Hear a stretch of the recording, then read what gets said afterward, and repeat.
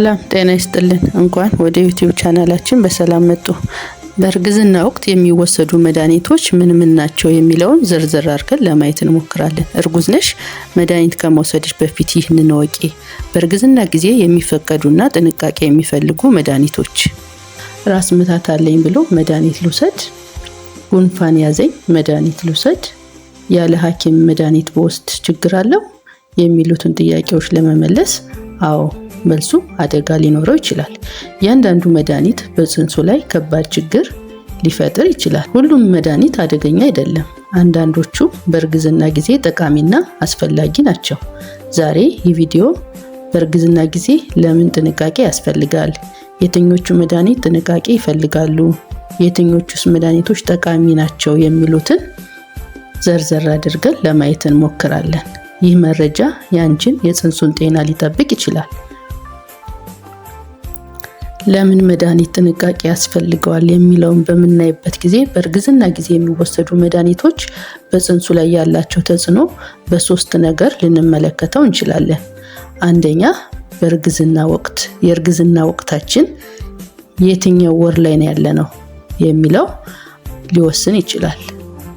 ሁለተኛ፣ የመድኃኒቱ አይነት ምን አይነት መድኃኒት ነው የምወስደው የሚለው ለእርግዝና ይፈቀዳል አይፈቀድም የሚለው ሁለተኛ ተጽዕኖ ፈጣሪ ሊሆን ይችላል። ሶስተኛ፣ የሚወሰደው መጠኑ በግራሙ በብዛቱ ምን አይነት ነው የሚለው ሊለያይ ስለሚችል በእነዚህ ሶስት ነገሮች ተጽዕኖ አላቸው የላቸውም የሚለው ልንወስን እንችላለን። በተለይ ከ5ኛው ሳምንት እስከ 10ኛው ሳምንት በእርግዝና ጊዜ በጣም ጥንቃቄ ሊያስፈልግ ይችላል መድኃኒት መውሰድ ማለት ነው። ምክንያቱም በእነዚህ ወቅቶች የህፃኑ ጠቅላላ የልብ አፈጣጠሩ፣ የአእምሮ እድገት እና የሰውነት ክፍሎች ተሰርተው የሚያልቁበት ጊዜ ስለሆነ በእነዚህ ጊዜያት የምንወስደው መድኃኒት ልጁ ላይ በአካሉና በአእምሮ ላይ አደጋ ሊያደርሱ ይችላሉ።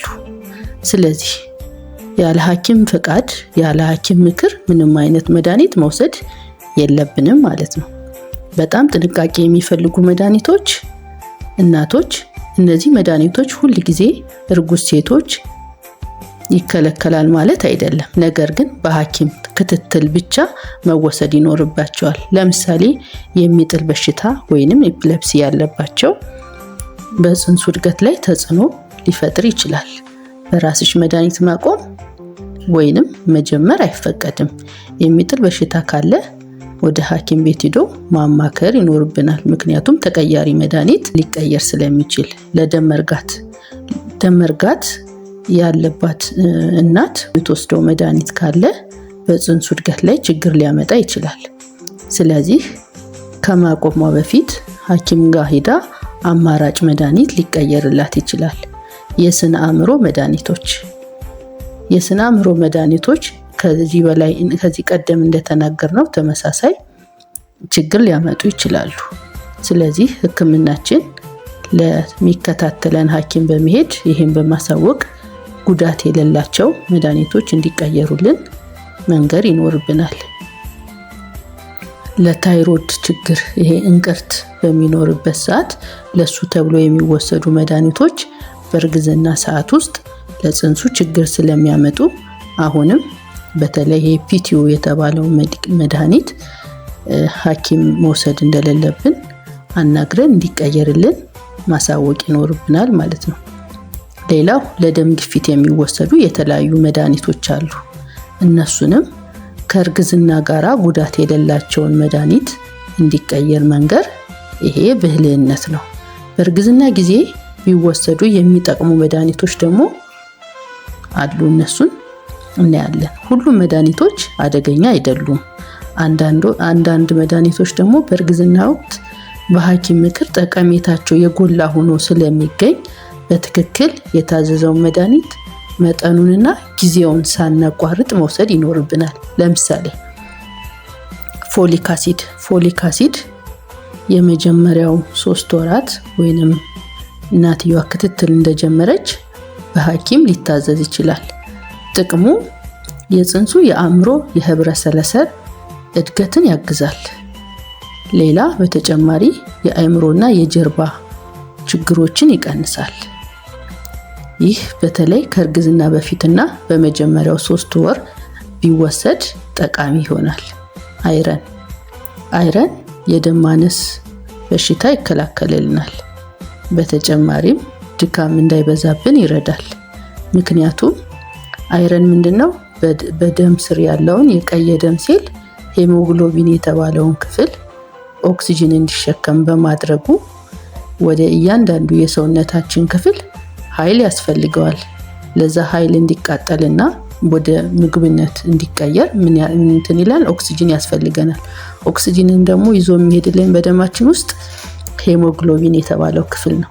ይህ ሄሞግሎቢኑን እንዲጠነክርና ኦክሲጅን ተሸክሞ እንዲሄድ ብርታትንና ኃይልን እንድናገኝ የሚያደርገው ክፍል ደም ስለሆነ አይረን የታዘዘልን የአይረን መድኃኒት በትክክል በመውሰድ ለተፈለገው ጊዜ አቃጠለኝ፣ ችግር አመጣብኝ ብሎ ሳናቋርጥ ብንወስድ ለእነዚህ አደጋዎች ወይንም በምጥና በተለያዩ ምክንያቶች የሚፈሰውን ደም ይተካልናል ማለት ነው። ማሪ ፓራሲታሞል ቀላል ራስ ምታት፣ ትኩሳት ሲኖር በሐኪም ትዕዛዝ ቢወሰድ ችግር የለውም። ሌላ ለማቅለሽለሽ፣ ለማስታወክ አንዲት እናት በመጀመሪያው 3 ወራት ውስጥ ማቅለሽለሽና ማስታወክ ሊኖር ይችላል። በዚህ ጊዜ የከፋ ሲሄድ ይሄን ለማስታገስ በሐኪም የሚታዘዙ ለትውከት የሚጠቅሙ ትውከትን እንዲቀንስልን የሚያደርጉ መድኃኒቶች በሐኪም ይታዘዛሉ። እነዚህን ብንወስድ ችግር የለውም። ሌላው ክትባቶች፣ ለምሳሌ የቴታነስ ክትባት ህፃኑን ከኢንፌክሽን እንዲከላከል እናትየዋንም በምጥ ጊዜ ወይንም በእርግዝና ጊዜ ውስጥ ኢንፌክሽን እንዳይከሰት ይከላከልልናል።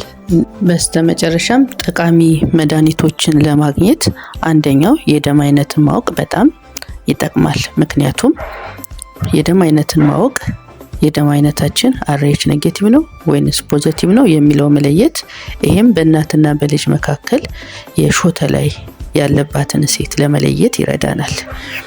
እሱም ቶሎ በምትወልድበት ጊዜ ልጅ የሚሞትባት እናት አንታይዲ የተባለውን መድኃኒት ቀድማ ባለመውሰዷ ምክንያት ስለሚሆን ይህ የእናትየዋ ኔጌቲቭ እና የህፃኑ ፖዚቲቭ የተባለው የRH አይነት ከተከሰተ ቀድሞ በመጀመሪያው እርግዝና በ7 ወር ውስጥና ከወለደች በኋላ በ72 ሰዓት ውስጥ ለመከላከል ይሄ ጠቃሚ መድኃኒት ይሰጣል።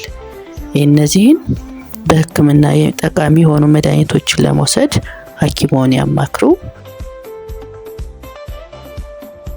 ይህ ቪዲዮ ጠቃሚ ሆኖ ካገኛችሁት ላይክ፣ ሰብስክራይብ በማድረግ ሌሎች የሚለቀቁ ቪዲዮዎችን ለመከታተል ይረዳችኋል። አመሰግናለሁ።